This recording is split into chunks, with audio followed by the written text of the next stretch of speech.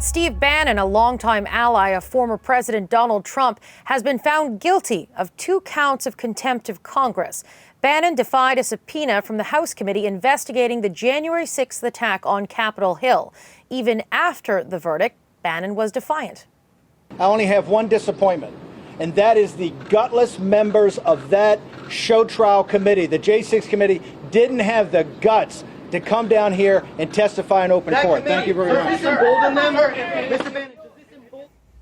Will Denslow is following this story for us. He's in New York. Will, thank you so much for speaking with us.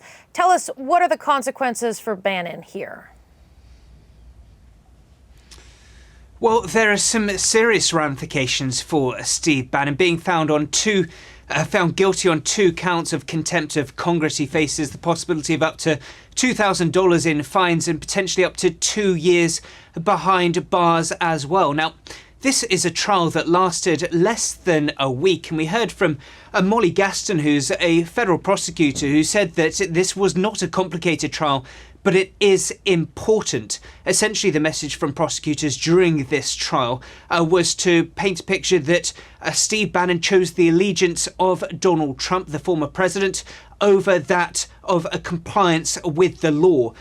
Prosecutors stating that Steve Bannon thumbed his nose at the request from Congress for him to appear in some form ahead of the January 6th committee. Now, as far as the defence were concerned, they tried to argue that they thought the subpoenas were flexible. They tried to argue that there might have been some inappropriate signage of the subpoenas.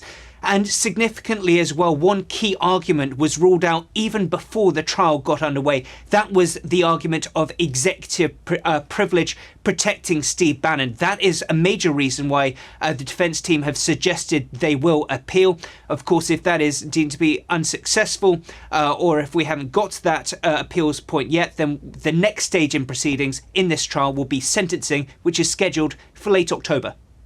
Now, this verdict is being described as a victory for the House committee investigating the January 6th attack. Tell us why. Yeah, of course, the timing is incredibly significant. This comes less than 24 hours after the January 6th committee held that primetime meeting debate in the United States. And during this hearing, we heard a clip from Steve Bannon speaking before the elections, in which he said essentially that even if Donald Trump were to lose the election, or if it would appear that he was on course to lose the election to Joe Biden, he would regardless claim victory. So, of course, this timing of the verdict, that he's been found guilty for contempt of Congress for not appearing before that January 6th committee hearing, is very significant indeed. This also potentially sets somewhat of a precedent for others that might suffer a similar fate. Of course, Peter Navarro, a former aide to Donald Trump, also faces contempt of Congress charges. That trial is scheduled for November. Will Denslow, thank you so much for your time today.